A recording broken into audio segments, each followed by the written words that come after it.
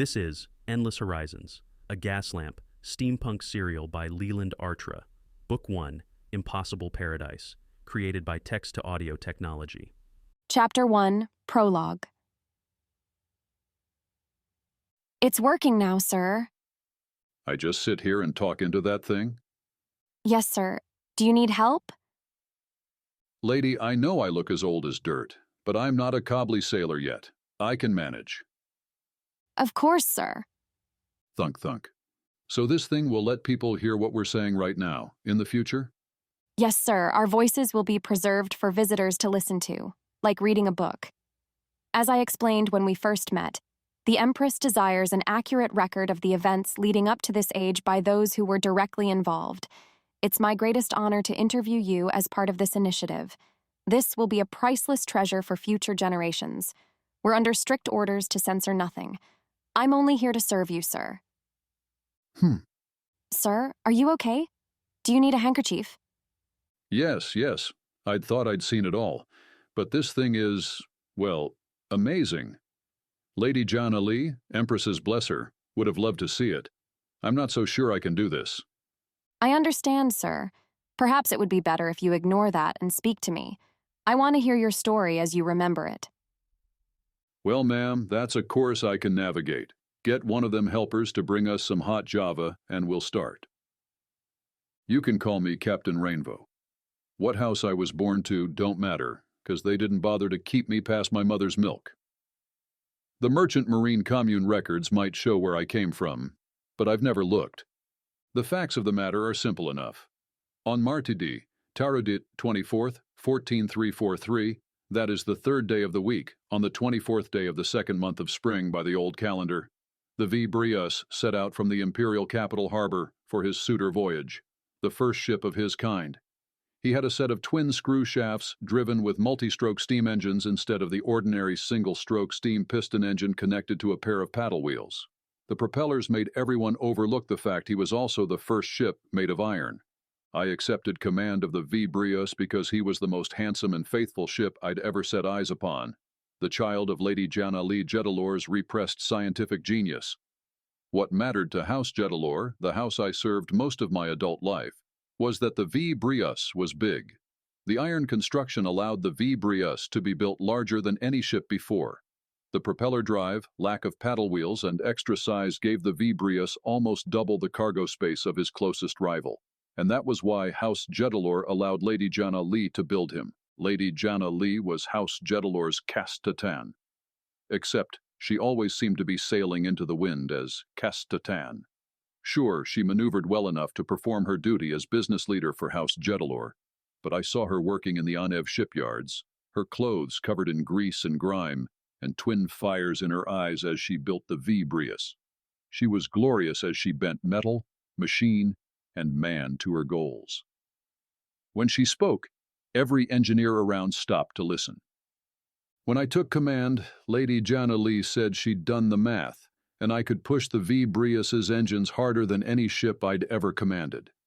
She ordered me to complete the northern trade route in not less than 3/4 the normal trip time and to barter hard, making sure to bring him back full of cargo. We did just as she wanted, better even. Until exactly 4 weeks after setting out from the capital, the entire world changed. Chapter 2.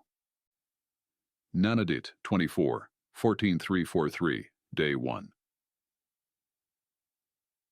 Captain Reinvo stepped out of the bridge to smell the salty air.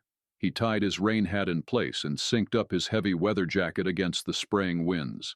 The skies continued to darken, and the V. Brios swayed heavily as the storm's waves grew stronger. He took in a deep breath of the charged air, the hairs on his arms standing up as his skin prickled with energy. His gut tightened. They were heading into a gale. The iron deck hummed under his feet as the engines poured their energy into the strait's waters. A flock of gray seabirds' screams barely cut over the wind and seas as they sailed in the V. Brios's draft. Looking down on the waters, he could see the twin foam trails from the new screw-driven propellers. Open waters were close. The channel was wide enough but lined with shallow reefs. The winds were down-channel, and he considered attempting to turn back to Aden. They were only a few hours out of port. If they turned about, They could easily make it back to the safe harbor. It would be dangerous for a ship the size of the V. Breus, especially with these winds. Commander Ardley, his second in command, climbed the deck ladder and saluted. "Sir, all the hatches are tight. Sails are secured." Ardley's vibrant voice crackled from the volume of his yelling over the noise. Reinvo looked up at the sky. "This is going to be stronger than we expected," he called back. He grabbed Ardley's shoulder and pulled the officer closer. "Engines to 110%. Sound general quarters. I want every man in storm gear, and double safety lines till we are clear of the reefs," he said into Ardley's closest ear. Ardley's lips tightened. "Sir, we haven't tested the engines above 80%. Reinvo pointed at the cliffs that marked the end of the channel before they'd be clear into the open waters of the Northern Ocean. Ardley leaned in close to listen. "We are in the draft of the Othane Plateau. When we come around it, the winds will have us. Empresses know, I'm praying the storm's not as strong as I think. But I have more faith in Lady Jana Lee's engineering than that prayer. We need to be a bullet out of the muzzle to clear the reefs." Commander Ardley saluted and stepped into the bridge to give the orders. The deck's vibration increased and the ship surged forward like a powerful bull beginning its charge. The seabirds screamed protests and scattered away from the stern of the ship. They had been surprised by the sudden water-filled air caused by the V. Breus. Reinvo took a moment to stare at the sea foam spraying higher than the deck. The peculiar sight of water and foam arcing behind the ship, as if a star empresses was striking the ocean with all her might, held his attention as the first time he'd gazed up at Mount Terrat's 6-mile-high peak from the base of that mighty giant. "Lady Jana Lee, you should see this." He chuckled to the air before turning away from the marvel and stepping back into the bridge. Reinvo's heart raced and he felt buoyed up as he took a deep breath just before they passed the cliffs. He knew his eyes were wide as saucers and he couldn't stop the grin. He loved sailing the storms. The V. Breus raced past the cliffs into the full force of the gale which tilted him wildly in the rough ocean, the momentum and engines pushing for the safer deep waters. But the winds couldn't miss the ship, shoving him as much sideways as he moved forward. Waves came from the side, rolling the ship 60 degrees to the left and then 60 degrees back. Officers and crew bounced around the bridge like beach sands in a twister. Only those with the best grips managed to keep their stations. The strength of the storm sent hundreds of warnings through Reinvo's body. He felt the tendons of his hands strain to hold him in place. Being tossed about on a ship the size of the V. Breus felt surreal. But he knew it was all too real and forced the panic back down into place, locking it away in the back of his mind. Reinvo braced himself next to the helm, feet spread and a steadying hand clamped to the ceiling handrail. His other hand held the helmsman's shoulder, giving the man more support against the brutal forces. Initial panic and chaos of the younger bridge officers waned under the steady examples of the captain and first officer. A tremendous wave rolled the ship so far over that the mizzen mast cross touched the water. Cries of panic came from more than one of the sailors. Reinvo was unable to think as he hung sideways looking at a mast. He'd have bet his entire savings would never touch water, digging deep into the waves. "Hang on to anything you can!" the captain shouted over the gale's howling. The V. Breus righted itself, throwing everyone on the bridge into the air.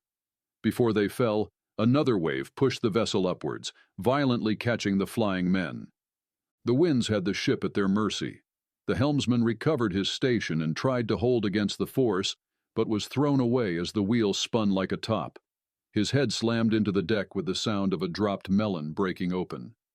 Reinvo and Ardley moved as one, catching the helm. Together they forced it back on course, quarter turn by quarter turn. Ardley was yelling something, but the noise of the storm and breaking ship drowned it out. The scream of stressed steel filled the bridge as the waves tossed the boat between them. There was nothing to see out of the bridge windows.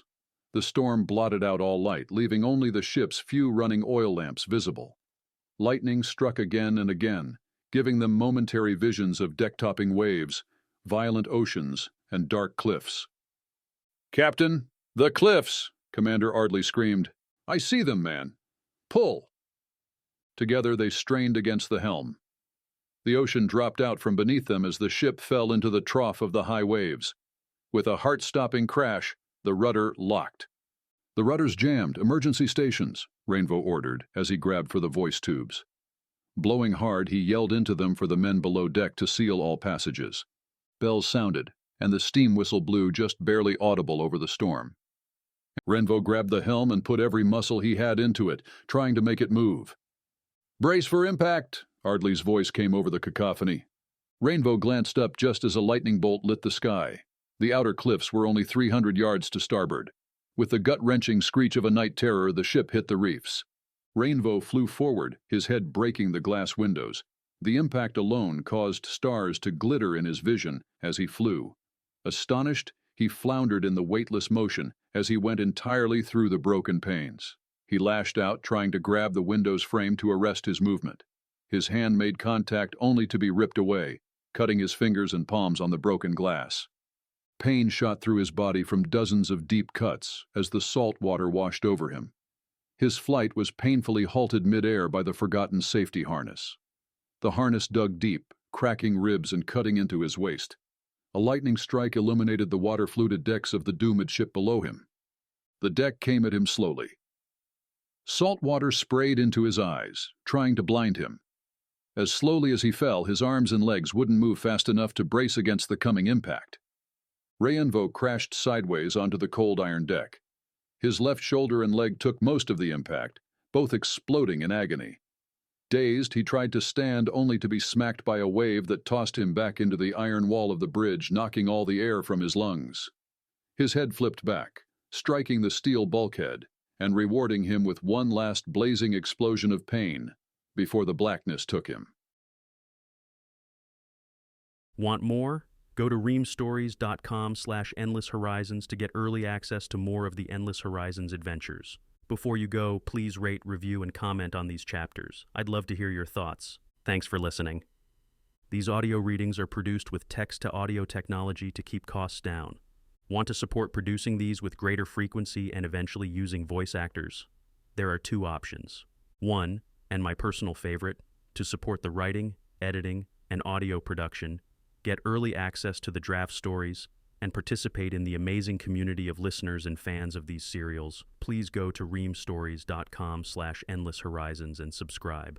Or, two, to specifically support just the audio production of these serials, please go to patreon.com/LARTRA and become an audio production patron. The subscription model helps sustain the serial writing projects and all their associated costs. Again, thank you for listening.